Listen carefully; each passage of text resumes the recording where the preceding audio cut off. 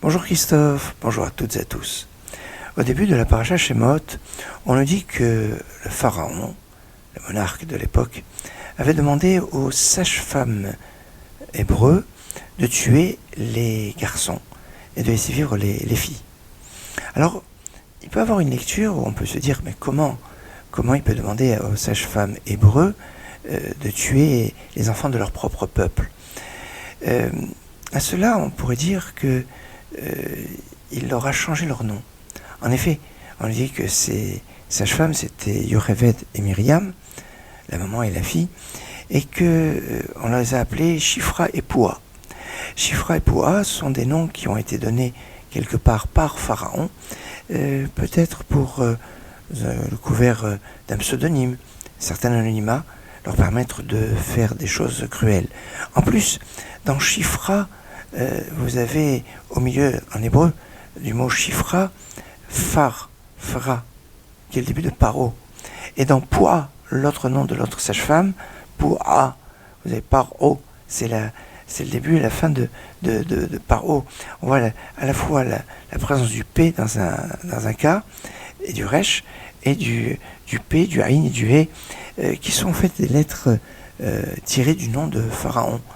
Peut-être que Pharaon, à travers le fait à la fois de les renommer et de leur donner dans leur nom une partie de son propre nom, c'était essayer de leur communiquer une cruauté que Paro avait.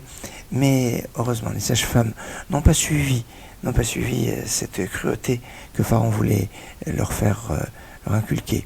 Alors c'est une lecture. Maintenant, on pourrait avoir une autre lecture.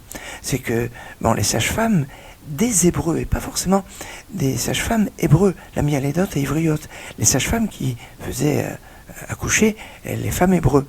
Et dans ces cas-là, on pourrait dire que ces sages-femmes étaient en fait égyptiennes, c'est une autre explication, donc on pourrait dire qui ne suit pas le Midrash, qui serait plus littéral, et qui en fait nous dirait que ici on a affaire au premier juste parmi les nations, ces femmes qui ont refusé d'exécuter les ordres de Pharaon, de tuer les enfants mâles, et par leur résistance, par leur opposition, ont montré une belle leçon de courage, de dignité et d'humanité, une belle leçon des justes parmi les nations, elles-mêmes sages, je dirais sages-femmes, avec beaucoup de sagesse.